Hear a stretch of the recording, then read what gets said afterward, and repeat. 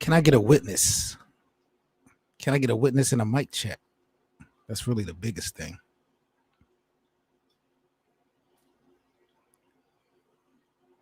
Give me 1 second. We got to test the mic and the one and twos, the ones and twos. Then we're going to get into it. The mic and the one and twos. Uh-oh. Sounding good. Sounding good. Can I be honest with everybody? I want to be transparent on this podcast. I want to be so clear. I'm getting a little tired of LeBron James.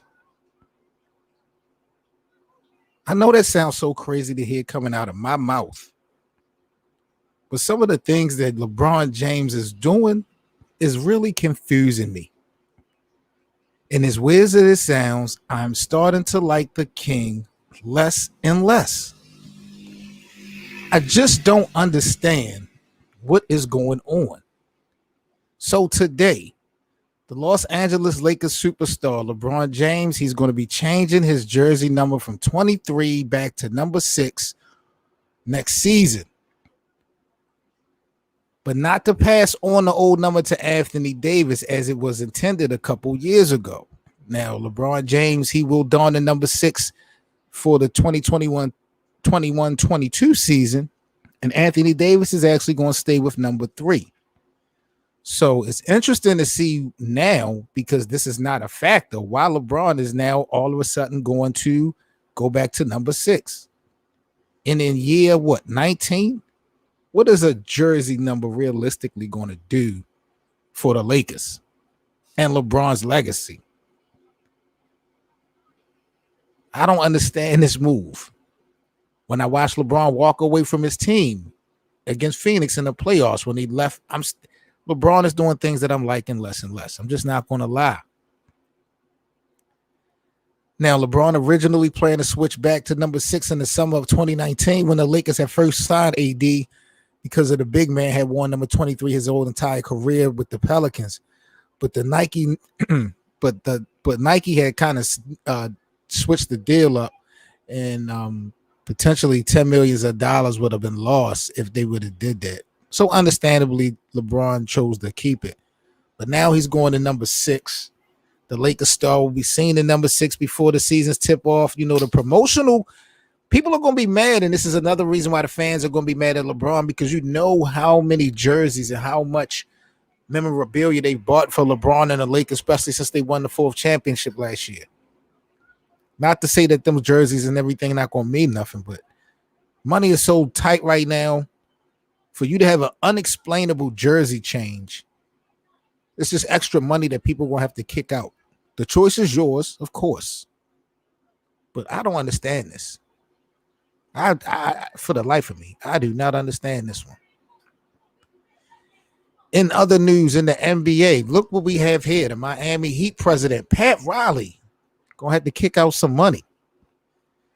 It looked like Heat president Pat Riley was fined today, $25,000 by the NBA for violating the league's anti-tampering rule. This is involving a story with LeBron James as well.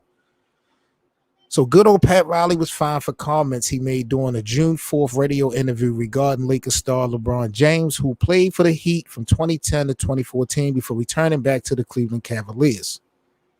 These are the quotes from Pat Riley from that radio show. "I would leave the key under the doormat if he would call me and let me know that he's coming."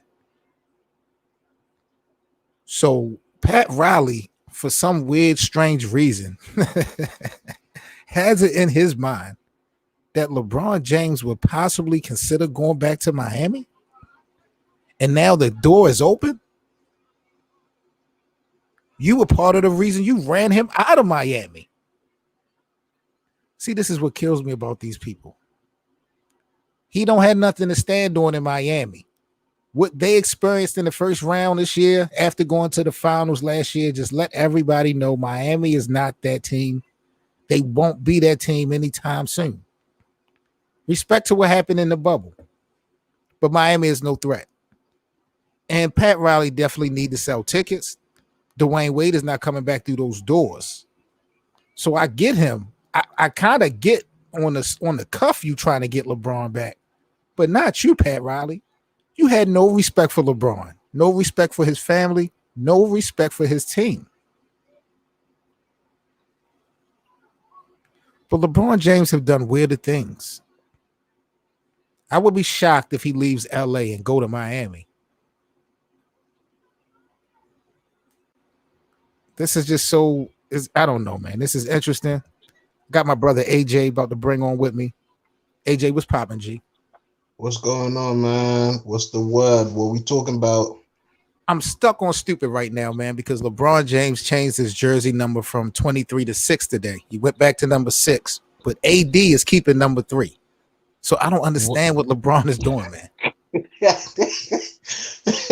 I guess when you lose to your Suns, nothing makes sense. When you lose to the Suns, nothing makes absolute sense. Nothing. The whole rest of the team spent 30 minutes running around and passing the ball back to him. AD decided I can't play no more. And THT was the only one that was semi on point. And for some reason, he didn't get the ball. Now he want to change his name, or not even change his name, change his number from 23 to 6. I don't know what's going on. I don't know. I don't know what's happening. I don't know. For all we know, it might not even be the same team anymore. So they need to blow that thing up. That's what they need to be focused on. Forget jersey numbers. They need to blow this whole thing up because, you know, what we saw this year, in reality, LeBron getting old, AD is not going to be healthy, and these other guys that they got around him cannot shoot the basketball. Which is horrible, which is absolutely horrible. I don't know what we was doing and why there was so much pressure on just Dennis Schroeder. You know, there was other people in the starting lineup or that tried to play. I can't even remember their names. I think Ben McLemore was in there. Yeah. You know, that was supposed to be able to shoot. Wesley Matthews, KCP, even down to Montrezl Harrell.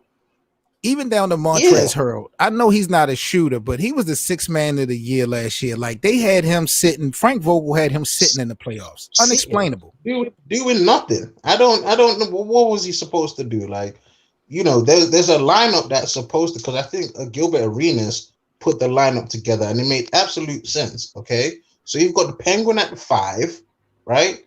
Trez at the 4, AD at the 3, Kuz at the 2, Bron at the 1. That's the lineup that should have been out there. But it wasn't. That's a big lineup. But see, the problem is they say that Andre Drummond takes up so much space. It's hard for AD to get into his rhythm because Drummond is clogging up the paint. I don't believe that. I've seen. I don't believe it either. You know, I've seen they can work together. They work brilliant together. The problem is the lack of substituting, the lack of coaching, the timing, and the fact that you put so much pressure on these outside shooters, and LeBron getting double teamed, triple teamed, like, and for some reason, I only seen them cut off the double team like maybe twice, right, in the closeout game 6. If you know LeBron's getting double teamed or triple teamed for that matter, cut. This is crazy. Like, I don't understand. It's almost like simple things to help this guy out. And I'm not the biggest LeBron fan, but I could just see, like, nobody else was willing to really step up and do something. Everybody was waiting on him to do something. Everybody was like what is happening, bro? We in the playoffs. We was up. Now we're down. We need to win this game 6. And you watching him do everything? Makes no sense. Makes no sense. Ridiculous. So to me, this number change, what does this number change do? I don't know what it does, because this isn't the doesn't do anything, man. This is promotional. This is more promotional BS. You know what I'm saying? And I just feel like the Lakers don't need that right now. Shout out to my guy Killer Chef. He says LeBron and Rob Pelinka need to call Dame Lillard. Woo. I like that. Ooh. I like Dame in LA, but Dame had his chance to be in LA and he chose not to. Yeah, I think he's gonna be. I think he's more focused on being the greatest Blazer ever. I feel like he solidified that the last 2 years. To be honest with you, there's not gonna be any Blazer that's better than him in history. So you putting Dame over Clyde Drexler? I have to do it. I'm sorry. I've got to do Okay. it. Clyde, I would say he took Clyde's spot when he hit the step back gamer on Paul George from like 50 feet. I think that just knocked Clyde right off. And when he sent Russell Westbrook and Melo and Paul George waved goodbye, like that solidified him being the best Blazer from that far out for the game, for the series. Like he's the best Blazer ever to me. And then you got Right. Brandon Roy third. So I think he's just more on solidifying that and trying to at least get them further into the playoffs. CJ McCollum, I don't know what's wrong with him, but for some reason he decided he don't want to play no more. Melo is Melo, but he's not Nuggets Melo. So, you know, he can only do so much. Like, it would be nice to see Damon in LA, but I don't know how that would work. Like, you'd have to probably give up the next 5 years of picks or something crazy like that. I don't know. You tell me what you think about that. I like Dame in LA. I like Bradley Beal in LA. I mean, I do definitely think they're going to need someone else. But, you know, even if you bring in another star, their role players do not shoot the ball well. I don't think that you Yeah. can win a championship with 3 people. Like, even when we Mm. talk about the Brooklyn Nets, you know, they're dominant offensively, but I still have questions when it comes to Brooklyn from the defensive standpoint, because I don't feel you can win a 7-game series without defense in the NBA. What do you think about Well, KD and Giannis? I mean, what the Nets are focused on is we're just gonna completely dominate you offensively, and then pick up the ball and steal the ball and play defense in the lane. They're not really playing defense straight up. They're playing defense from the lane, deflections, steals, things like that. If they were just going straight up and having lockdown defenders, then I would hear you. But what they're doing is they're forcing the action, they're forcing the motion, they're making the other team rush, make harsh decisions, and they're putting pressure on the perimeter. And Drew Holiday's not really doing most of the carrying, which is what he was brought here for. They're still letting GG be at the top and make all the decisions. But if Right. you know that's not where his strength is, and he needs to be going downhill, or he needs to be able to post up and turn, then you got to give the ball to a point guard that can set him up and make the series more interesting. If he continues to carry the ball like that and exude all that energy, plus trying to guard KD and all them others by himself, and Chris Middleton don't want to step up, Drew's kind of non-existent, this is gonna be a sweep. It's gonna be a sweep. 7. Now the fans killed me yesterday, AJ, because Nikola Jokic got named the NBA MVP, and I kind Yeah. of laughed at that.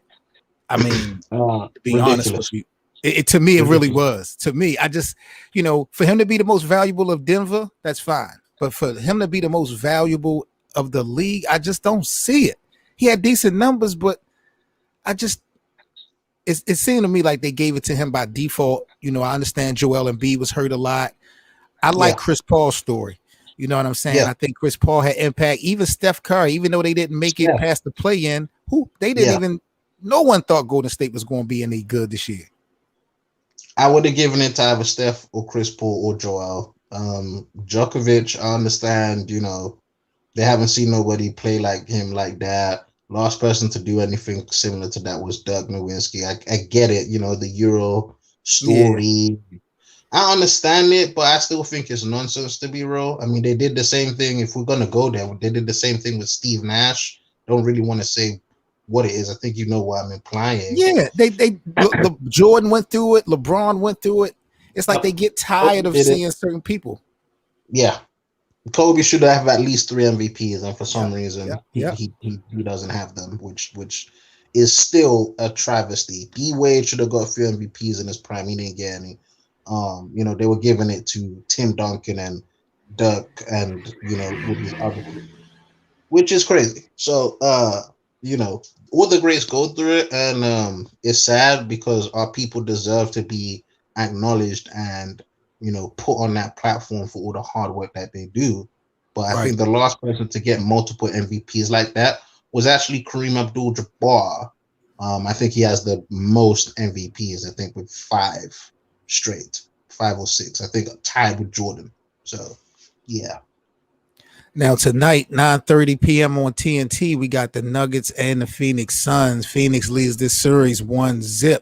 They are 5-point favorite tonight in the Western Semifinals game 2. Who you got winning tonight before we get up out of here, AJ? Who you got winning and why tonight? Well, I'm going to be tuned in. I think that's going to be a 1 a.m. or 12:30 start for me over here. I think Denver is going to come back roaring. I really believe that they need to use people like Bobo, who is pretty much unguardable, and he's just sitting on the bench, which makes no sense. Michael Porter Jr., if he gets set up more, if they don't rush, I don't know what it is, but in the playoffs, they say things slow down. Well, no, things actually speed up, and you can get taken out of your rhythm quick. I see Denver really having a comeback and hitting Phoenix right in the mouth. Djokovic just got his MVP. They're going to have a lot of energy. They're going to come with a lot of fire. They're going to want to solidify the fact that this guy got MVP. When me personally, I would have gave it to Joel or Steph Curry, me personally. But so I do have Denver. Phoenix, we're going to see. We're going to see what happens. Ayton, he is not having it, bro. He's not having it with Djokovic down there. He's going right back at him, which is nice to see. Ayton has played well. Devin Booker has played exceptionally well. Like, it's going to be good. It's going to be good. Since Joker was named the MVP, he's going to have to show out tonight. Just like when Giannis gets the 2-time MVP and then he folds up like a cheap lawn chair in the postseason. So you want to give these MVP awards away, fine. It's time to show and prove, man. Point blank, period. But 100%. we definitely going to do another panel tomorrow around this time. Salute to everybody. Hope y'all enjoy the games. AJ, appreciate you coming up, man, giving us your opinion and all that, man. Oh yeah, 100%. Appreciate the platform, Seven. You know, you've been putting already know, man. Appreciate you, bro. So let me get up out of here. Y'all enjoy the game tonight, and we'll holler back tomorrow. All right. All right, peace, fam. One.